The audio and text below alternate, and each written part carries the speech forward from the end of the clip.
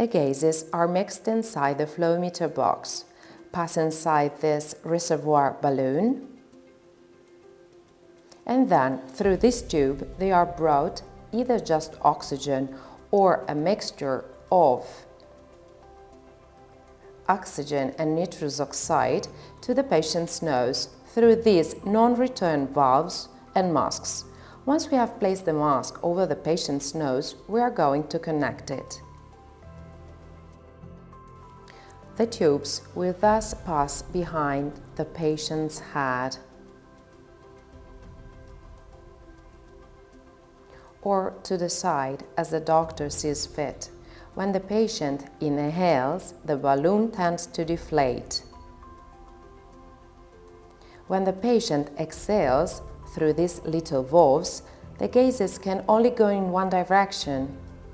So we are going to connect the tube of the gases, let's call them exhaust, through this aspiration cannula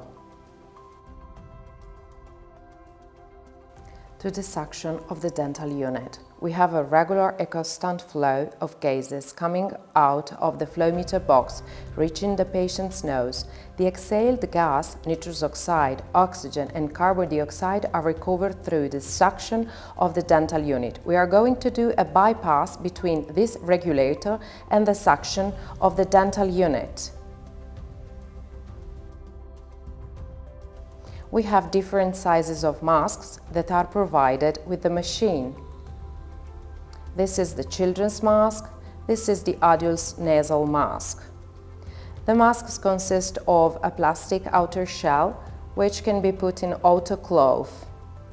These straps can go with clips to secure the mask on the patient's nose.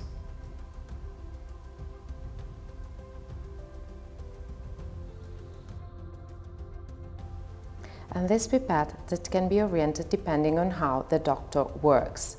The tubes can go either behind the patient's head or can be passed toward the assistant, or if he is left-handed, toward the assistant on the other side.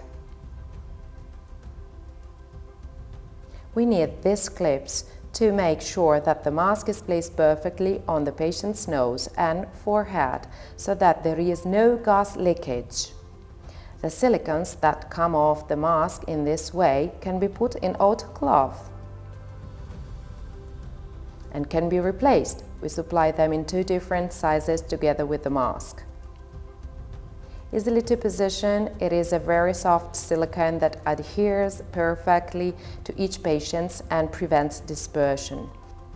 The patient breathes in the percentage that the machine reports us, and most important, there is no air pollution.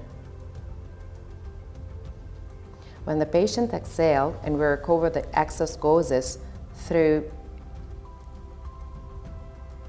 the suction of the dental unit, there is no possibility of making air pollution.